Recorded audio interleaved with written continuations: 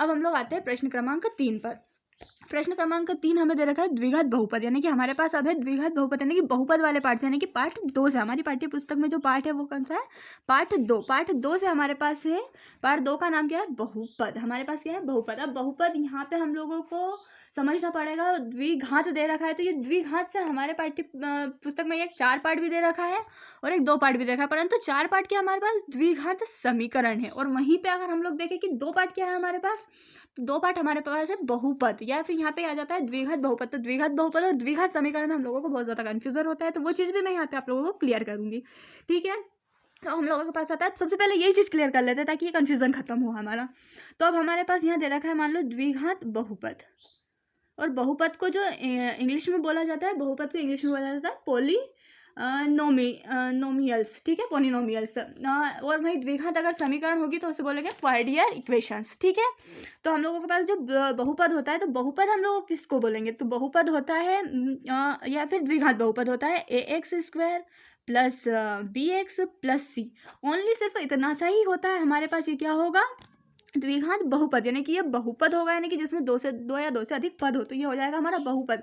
वहीं अगर हम लोग द्विघात समीकरण की अगर बात करें, जो कि हमारी पाठ्यपुस्तक में पार्ट 4 दे रखा है, उस हिसाब से अगर हम लोग द्विघात समीकरण की अगर हम लोग बात करेंगे, तो द्विघात समीकरण अलग होगा। द्विघात समीकरण होगा ax² plus bx plus c बराबर, इसमें आ जाएगा हमारे पास 0। सिर्फ बहुत माइनर सा डिफरेंस अगर यहाँ पे अगर इसके इसमें देखा जाए तो, परंतु वैसे इसमें मैथमेटिकली फॉर्म में अगर हम लोग देखें, गणित की भाषा में अगर देखें, तो ये बहुत बड़ा अंतर होता है। बहुपद अलग होता है, समीकरण अलग होता है। और यहाँ पे अंतर यही है कि बहुपद और समीकरण, द्विघात तो ठीक है कि दोनों की घात 2 होगी, त्रिघात होता तो दोनों की पूरे की घात होती 3 होती। वो चीज़ भी एक अलग कॉन्सेप्ट है, वो भी मैं आप लोगों को समझाऊंगी। ठीक है, परंतु यहाँ पे हम लोग अंतर देख रहे हैं बहुपद और समीकरण में। बहुपद क्या होता है, हमें समझ में आया कि उसमें बराबर कुछ नहीं होता है। जहाँ पे भी बराबर के इधर भी कुछ आ जाए, बराबर के उधर भी कुछ आ जाए, तो वो हमारी होगी क्या? समीकरण। हमेशा याद रखें। उसके बाद अगर वहीं बराबर नहीं आता है कुछ भी, तो वो हमारे क्या होगा? द्विघात या फिर कोई सा भी बहुपद होगा। ठीक है, तो अब हम लोग आते हैं, इसी को ऐसे भी लिख सकते हैं ax² प्लस bx बराबर c।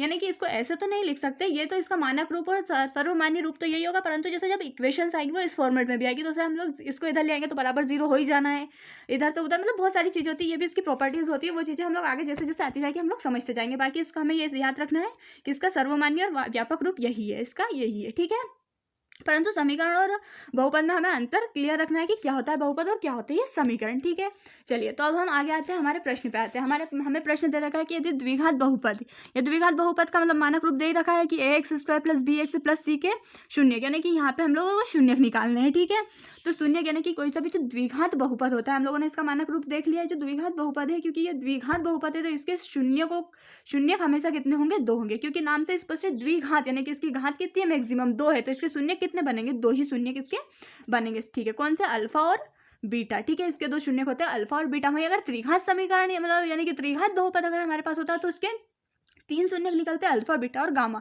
परंतु वो चीज़ ठीक है, इतनी ज़्यादा पूछी नहीं जाती, इसलिए हम लोग उस पर अभी फोकस नहीं करेंगे। हम लोग सिर्फ अल्फा और बीटा यानी कि द्विघात समीकरण के 2 शून्य के ऊपर ही हम लोग बात कर रहे हैं। तो द्विघात समीकरण के 2 शून्य होते हैं क्या? अल्फा और बीटा। अब हमें यहाँ पे पूछा गया है कि अल्फा प्लस बीटा यानी शून्यकों के योग पूछा गया है। ये देखिए प्रश्न में पूछा गया है शून्यकों का योग, यानी कि अल्फा प्लस बीटा का मान हमसे पूछा गया है। तो अल्फा और प्लस बीटा का मान क्या होता है? ये होता है -b/a। ठीक है, वहीं अपने एक और चीज़ इसमें पूछी जाती है कि अल्फा इंटू बीटा यानी कि शून्यकों के गुणनफल का सूत्र क्या होता है? शून्यकों के गुणनफल का मान क्या होता है? तो उसका होता है c/a। ठीक है, यहाँ तक आई चीज़ें समझ में? तो ये हो गई हमारी द्विघात बहुपद, और इस द्विघात बहुपद के 2 शून्यक होंगे, अल्फा बीटा। और वहीं हमसे पूछा गया है कि बहुपद द्विघात बहुपद के शून्यकों का योगफल, तो शून्यकों का योगफल होता है -b/a और शून्यकों का गुणनफल होता है c/a। ये चीज़ हमें हमेशा ध्यान रखनी है। ठीक है, इसमें और भी बहुत सारी प्रॉपर्टीज़ वगैरह होती है, वो चीज़ें जैसे जैसे आगे आती जाएगी हम लोग समझते जाएंगे। ठीक।